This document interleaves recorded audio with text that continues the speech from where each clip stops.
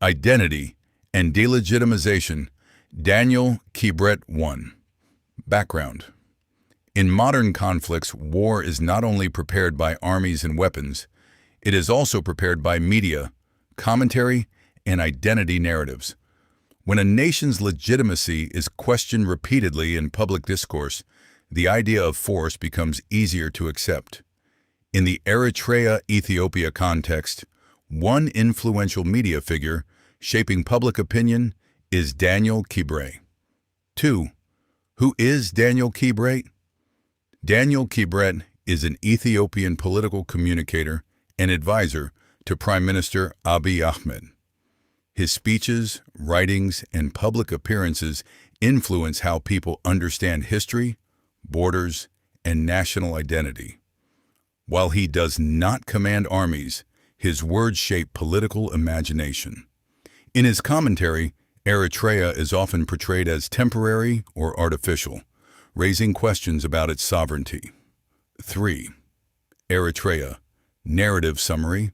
Across his media appearances, Daniel Kibret advanced several core claims. Eritrea was portrayed as an artificial or temporary state. Eritrean sovereignty was treated as illegitimate. Access to the Red Sea was framed as a right denied to Ethiopia. The use of force to correct history was implied as acceptable. These narratives question identity itself, not just policy. 4. Why? This rhetoric was used. This rhetoric serves multiple purposes: psychologically preparing the public, mobilizing emotion, indirectly justifying force, simplifying complex history.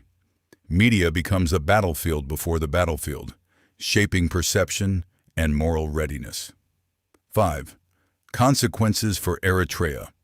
The long-term effects are cumulative. Public opinion became more receptive to confrontation. Eritreans were dehumanized in discourse. Compromise was framed as betrayal. Hostility hardened beyond policy disagreement. Future conflict was normalized.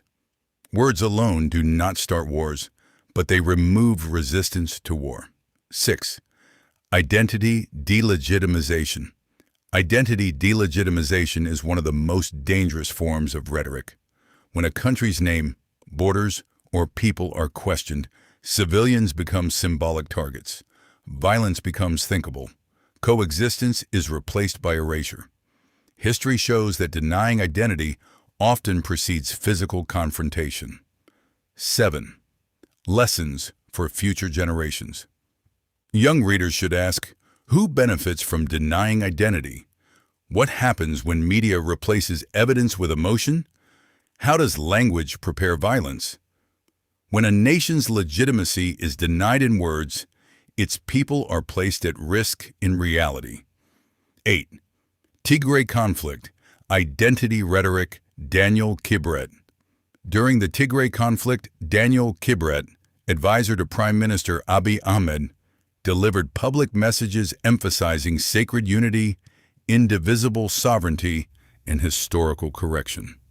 His rhetoric framed political disagreement as moral defiance rather than policy debate. As a result, compromise appeared as betrayal. Identity became politicized. Civilians risked symbolic association with political actors.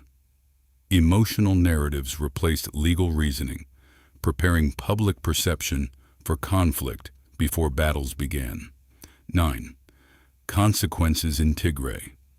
While no single speech causes war, rhetoric like this shapes the moral environment in which conflict becomes acceptable. Identity fused with sovereignty normalizes confrontation, narrows negotiation space, and emotionally prepares societies for conflict. 10. Eritrea revisited. In discussions about Eritrea, Daniel Kibret's narratives framed sovereignty emotionally rather than legally.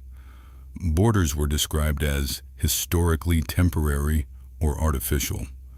Force could be framed as restoring history.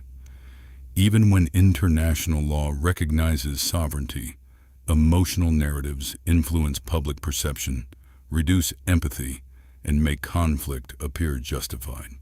11. Conclusion: the power of words. Identity-based rhetoric hardens public opinion, narrows diplomacy, deepens polarization, and prepares societies for conflict. Influential communicators like Daniel Kibret shape the moral environment before any battlefield appears. Critical thinking is the strongest defense for future generations, ensuring policy debate remains separate from identity attack.